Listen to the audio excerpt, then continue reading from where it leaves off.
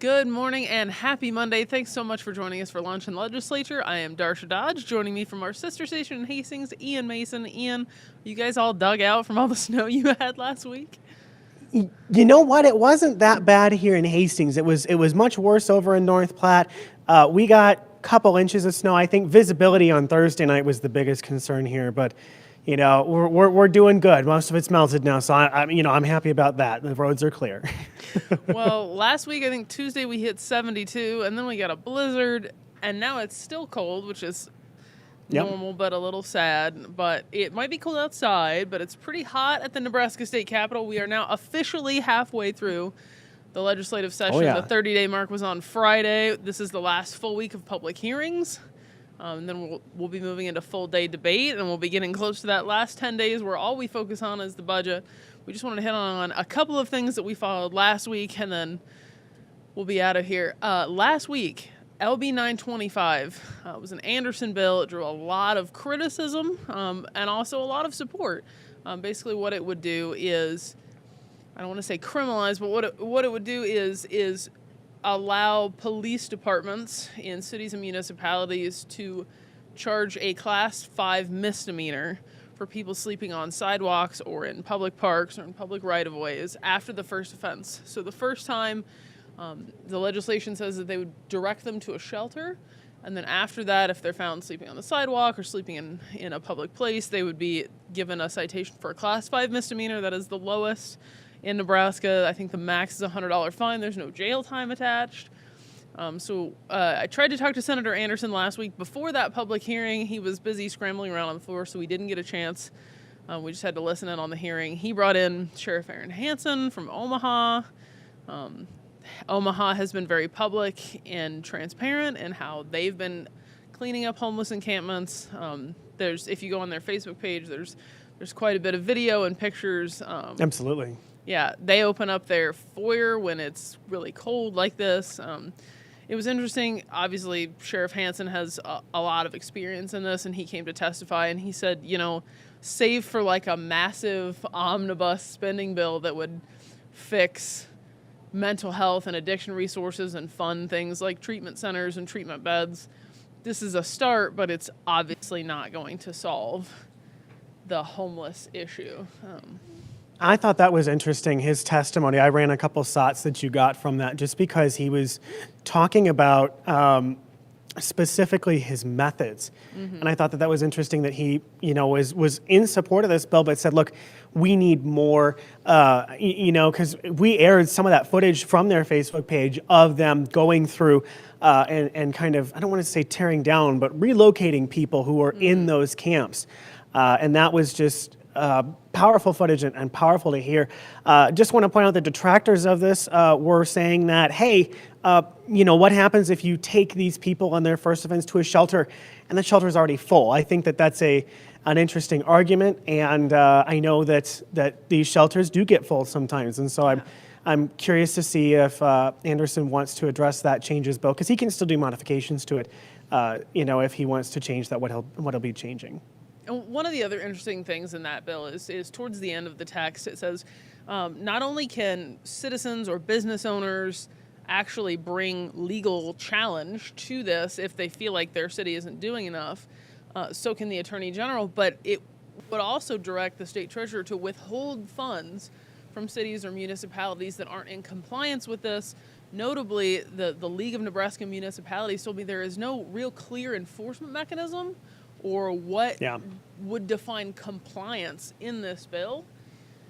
So that's their objection is, yes, obviously we know that unhoused people that don't have a place to sleep and that are forced to sleep outside due to a host of reasons, that is obviously an issue that cities are facing, especially big cities like Lincoln and Omaha.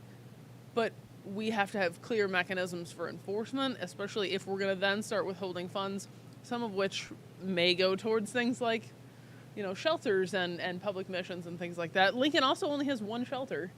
Omaha has 3, I believe. So when you start looking at shelter space, Centerpoint was telling us that becomes a major issue. So it'll be interesting to see. It hasn't been, I don't believe that committee has exec'd yet, so this has not moved forward or had any had any movement since that hearing last week, but that'll be one we keep an eye on. Also, Exactly, last yeah. week, a Roundtree bill, which would reinstate SNAP benefits for immigrants and refugees. They lost those benefits, that eligibility, after the One Big Beautiful Bill last year. So it was around October that the USDA kind of solidified their plans. They took off a lot of these people who had qualified for years.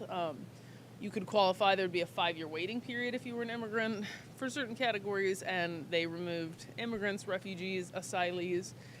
That affected, I think, our state DHHS at about 116 cases.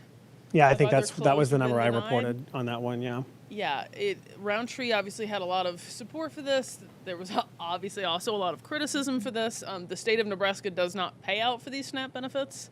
This is federally funded. You could also make the argument that you are paying taxes, and then that money then comes from the federal government. That was something we saw a lot in Facebook comments.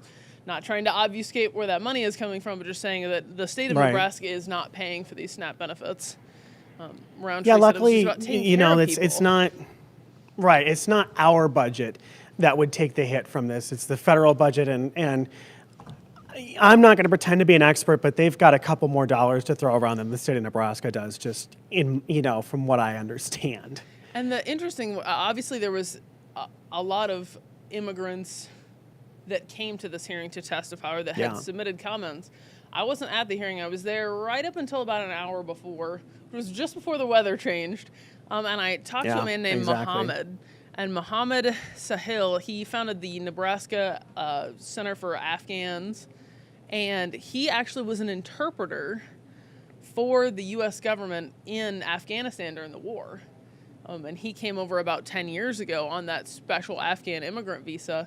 And he works with families now who have come over under this and have lost SNAP benefits. There was a woman, her name's Pabwe Tu. She works with a refugee and immigrant project here in Nebraska.